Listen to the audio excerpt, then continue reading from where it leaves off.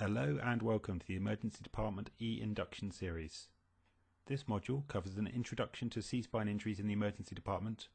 My name is Thomas Mitchell, I'm one of the Emergency Department consultants. This module should take about 10 to 15 minutes to complete. So the plan is going to be that we cover why we worry about C-spine injuries, who to image and how to do this, how to clear the C-spine so you can send some patients home, and how to send them home safely so they don't come back with problems later on. This isn't an in-depth guide to spinal cord syndromes or different cervical spine fractures. We're not going to look at the NICE guidelines in too much detail, but it's important to know lots of the factors and we're going to cover the main points. Links to these guidelines can be found on the Trust intranet and through our guidelines page. We're not going to go over how to interpret C-spine x-rays, there's a separate E-induction module for this. So why do we worry about C-spine injuries? We get an awful lot of patients coming through the emergency department with neck injuries. Now, lots of these will be sprains and strains that need advice and reassurance, and they should go home safely. Now, this can cause significant morbidity, but it shouldn't cause us problems as far as management is concerned. We need to find those patients, though, who've got a fracture or an unstable injury and treat those appropriately. The cervical spine is there to protect the spinal cord, amongst other functions.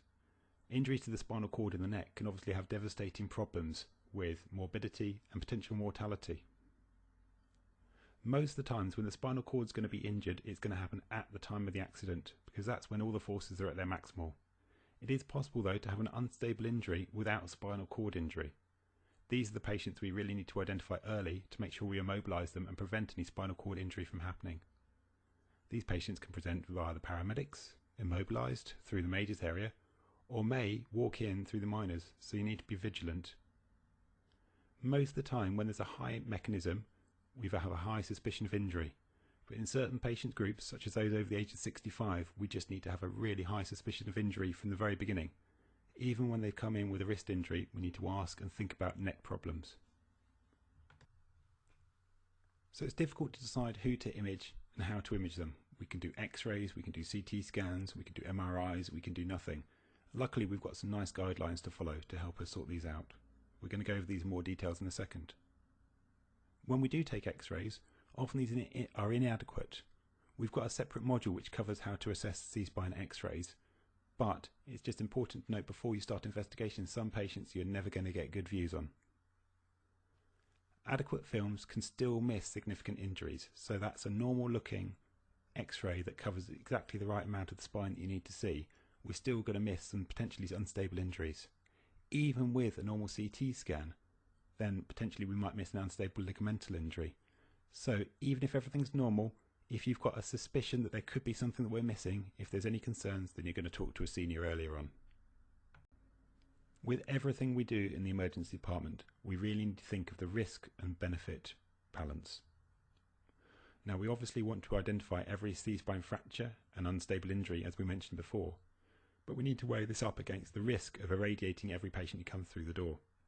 And we especially need to be careful about CT scans in children, as the thyroid is quite sensitive to radiation. We also need to think about three-point immobilisation in a risk-benefit ratio.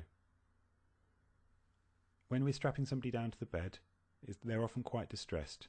Not only have they crashed their car today, they're in pain, they've been told they may have broken their neck, but we're strapping them down to a bed so they can't move, see where they are, see what's going on, and unless you give them a call bell, even call for help. They feel pretty vulnerable. Added to this, patients who are intoxicated or have head injuries or just feeling nauseated may well vomit, and if you vomit when you're strapped to your back, you can easily aspirate, causing all kinds of problems further down the line. So we need to weigh up the risks and benefits of immobilisation, and we've got separate guidelines covering this. Now when it comes to who to image, we need to get the right balance. We could x-ray no one, probably wouldn't be popular with our trust solicitors. X-ray everyone, and we're going to be doing more harm than good. Make it up as we go along, probably not ideal. And as I mentioned before, going with the guidelines is going to be the right way forward, and luckily we've got some guidelines that can help us.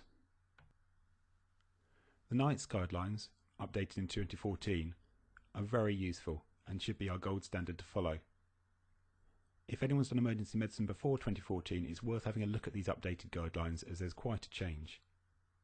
These were based on the Canadian decision rules by Ian Steele, and And the idea is they'll reduce the number of x-rays in total while still picking up all the important C-spine fractures. We're going to use these when there's a suspected C-spine fracture, but they're difficult to apply if our patient is intoxicated or is unconscious. We just need to think really long and hard about them. If they're unstable, if they've got a problem with their airway, breathing or circulation, then we may not be applying these guidelines. And if they've got a severe distracting injury, if they can't concentrate on what you're saying because of the pain and the discomfort from something else that's going on, then we might need to think about whether we're going to apply these guidelines or not. So this is the scenario you're likely to find yourself in. You've got a patient who's injured themselves in a rugby match or horse riding incident or even a car crash. They've been seen by the paramedics. They've been felt to have a potential C-spine injury. They've had their neck immobilised. They've been immobilised in a vacuum mattress in this instance instead of a spinal board. This is better for reducing pressure sores and pressure areas. And they've been brought into your emergency department, worried that they may have broken their neck or any other part of their body. You're going to be asked by the triage nurse to assess this patient to see if we can immediately take off all their spinal immobilisation or whether they need early imaging. Now the triage team know if we can get this done quickly, that's much better for the patient. The first time you go to see a patient like this, it's always worth telling a senior doctor. It might be a good idea to watch how they do it, because there's a certain approach to patients that's really difficult to convey in a podcast and much easier to see in real life. So, the first thing you do with any patient who arrives in the emergency department is an ABC check, just to make sure we're not missing anything that needs immediate resuscitation. We can take a nice handover and at the same time reassure the patient we're here to look after them. When we're assessing the spinal cord, the first thing to think about is high-risk factors. If they're aged over 65 years old, if they have any weakness or numbness or even tingling in any limb, or if they have a high-risk mechanism such as a fall from over 3 feet 1 metre, that's an elevation of over 1 metre, not just from a normal standing height. If they have an axial load to their head as a mechanism for injury, that's normally done by diving into a swimming pool with your hands down by your side. If they've had a road traffic accident with a significant closing speed, with rollover, or if they've been ejected from the vehicle, and if they've been involved in a quad bike accident or even a cycle or a motorcycle accident. These are all high-risk factors. Any one of these factors, and the first investigation of choice, given your ABCs are stable, is probably going to be a CT scan. Now, if this patient is a child, there are separate NICE guidelines for children. We tend to think twice before doing a CT scan of a child. As I mentioned before, there's a high dose of radiation to the thyroid, and they're the kind of patients I'd like you to discuss with the senior. You can look at the guidelines on our Trust intranet via the guidelines section. Before you see your first patient, it's always a good idea to go over these guidelines one more time just to make sure you're completely happy. So, if they don't have any high risk factors, then we're starting to think whether they have any low risk factors present. Was this just a simple rear end road traffic accident, less than 30 miles an hour, no trucks, lorries involved? Have they been walking around post event? And did they only notice the neck pain in the ambulance on the way to the emergency department? Now if you loosen the collar and have a feel down the back of the neck, does it hurt at all? Is there any midline tenderness? Obviously if you have a high risk patient, there's no need to take the collar off because you're going to be going to CT anyway based mainly on the mechanism or some other factors. And lastly, are they comfortably sitting up in the emergency department texting their friends telling them what happened? Now if you have any one of these low risk factors, then we can go on to move the neck and to attempt to clear the C-spine. If you don't have any low risk factors though, then we're going to be thinking about x-ray the neck. The next thing we're going to want to do is clear the C-spine. It's very important to do this properly and to document it thoroughly in the notes. You're going to be thinking about clearing the C-spine when you've either had normal x-rays and you've got no ongoing suspicion there could be an injury to the C-spine, remembering that you can miss unstable injuries with normal x-rays, or they've had a normal CT scan. You may also clear the neck if there's been no indication for imaging, that is, that you can apply the C-spine rules, they have no high risk factor, and they have at least one of the low risk factors, which means you can go straight to clearing the neck. The first time you do this, it's always worth observing a senior. As before, there's quite a technique to doing this. I tend to stand at their head end so I can reassure the patient, tell them not to worry and that I don't think they've broken their neck. I also ask them not to move their neck around as soon as I take the collar off, which is going to be their first impulse. I'll slowly undo the collar and then just ask them to look over their left shoulder slowly and then their right shoulder. There might be some discomfort as they do this, but there shouldn't be a barrier to movement, and they should be able to get to 45 degrees looking to the right and left. If they're able to do this, they're cleared.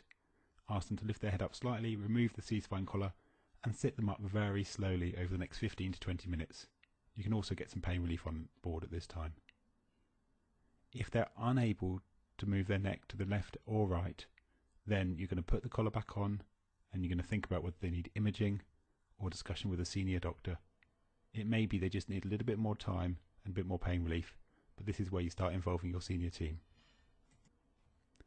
As with everything in emergency medicine, never be afraid to talk to somebody. Neck injuries are something we deal with all the time, but it may be something that you've never come across before. They're high-risk problems, and every year we will send patients home who have had a neck fracture, so we just need to be aware. So, we've had a patient that's come into the department. They were initially collared and blocked, feeling pretty unwell.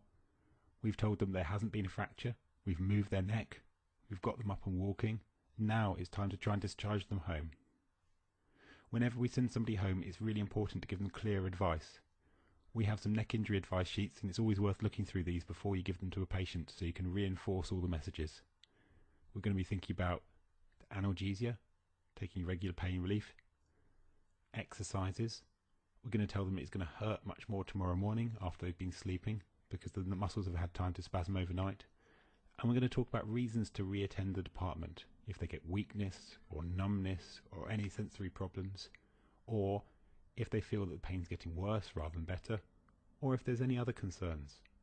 I'd much rather someone came back to the emergency department and it turned out just to be sprain and strain, rather than somebody didn't come back who ended up having a fracture and significant morbidity as a result. If you've got any concerns with any patient, as we've mentioned several times, keep them immobilised, talk to a senior, and we'll think about whether we need to do any more imaging. So, in summary, we've talked about how distressing coming in with a potential C-spine injury can be for a patient. We need to think about early analgesia, and if possible, removing the immobilisation early. If this isn't possible, then we need to try and get them to X-ray as quickly as we can. You need to know the guidelines. You can read them at the time when you see a patient, but just remember that if your age is over 65, if you've had a dangerous mechanism, or you've got any neurology, then we're going to be thinking CT straight away. With any problems in the emergency department, you're going to ask for help if there's any worries. And you're only going to move the neck when you're completely happy there's no injury. As with everything else in emergency medicine again, when you're sending somebody home, you're going to give them a good safety net of reasons to reattend and timescales for improvement. If you've got any questions about this, then consult somebody else before you send them home. So this includes the e-induction module. There'll be supplementary e-learning modules alongside this, so follow links on the website. Thank you.